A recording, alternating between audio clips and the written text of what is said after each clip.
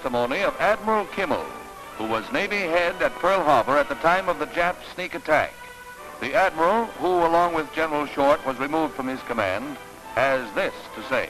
We needed one thing, which our own resources could not make available to us.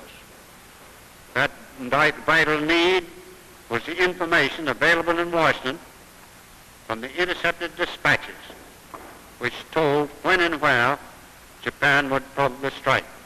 I did not get this information. Another course of action then remained. That was to issue an order which would have directed dispositions of the fleet to guard against an attack in Hawaii. The message of June 17, 1940, be on the alert against hostile overseas raid was such an order. It would have had the same effect in December of 1941 as it had in June of 1940. Such an order was not given. It is my conviction that action by the Navy Department at any one of these significant dates in furnishing me the information from the intercepted messages would have altered the events of December 7, 1941.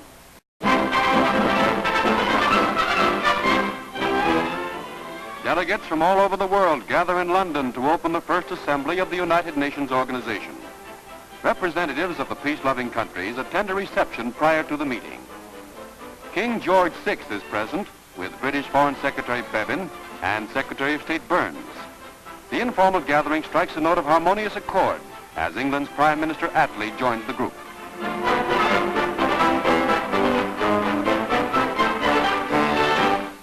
Central Hall, Westminster is the meeting place for the 51-member nations. The Canadian delegation is confident of a strong world organization dedicated to a peaceful solution of international difficulties.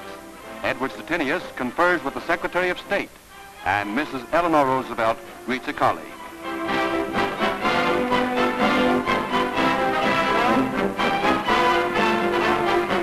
In addition to setting up the Security Council, the Economic and Social Council, and the International Court, one of the most important tasks before the Assembly is the election of its first president. The voting is close, being divided between Paul-Henri Spaak of Belgium, backed by Britain, and Trygve Lie of Norway, supported by Russia and the United States. Monsieur Spaak is elected by 28 votes to 23 and takes the chair. The hopes of a world sickened by the miseries of global war are centered in the policies of this group.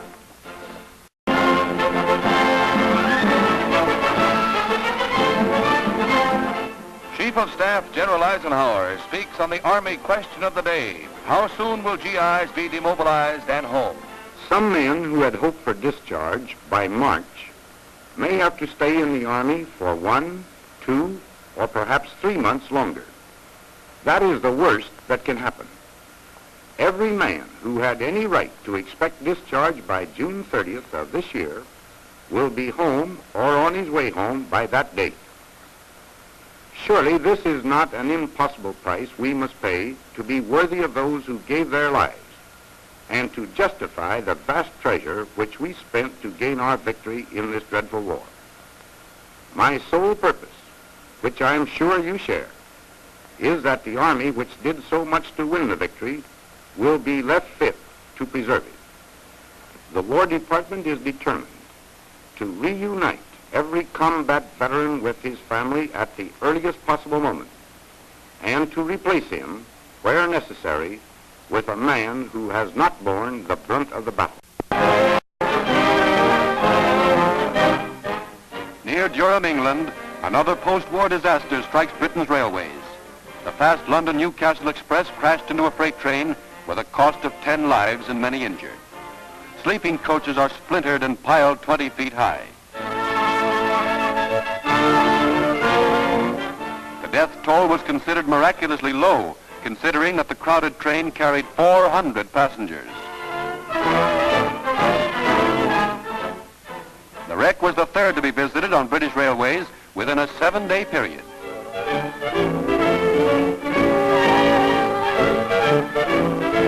Soldiers join wrecking crews in probing the tangled wreckage. England's fine safety record suffers a grievous blow.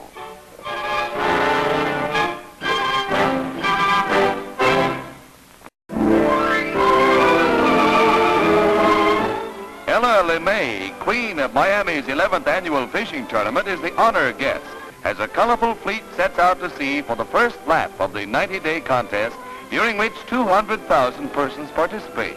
$10,000 is the prize money, and trophies are given each day for the best catch. But the highlight of the tournament is this procession of elaborately decorated craft which opens the proceedings.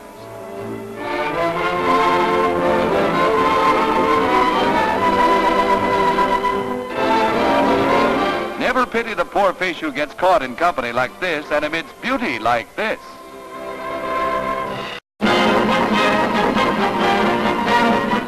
Flashing blades and mirror smooth ice is the combination that spells thrills at the annual Silver Skates meet. The lads in the junior finals show plenty of speed and a spill.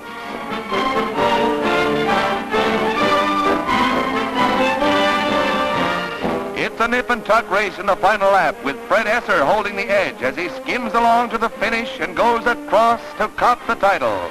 Ah, that was nice skating for anybody's ice. Congratulations, champ. Next on the card is the Intermediate Boys Mile, a 16-lap race that is only for the rugged, for spills play an important part in upsetting form in these races.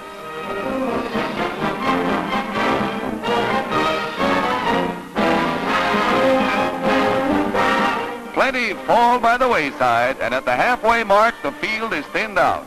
The pace quickens as they jockey for positions, and if it spills you crave, just watch this.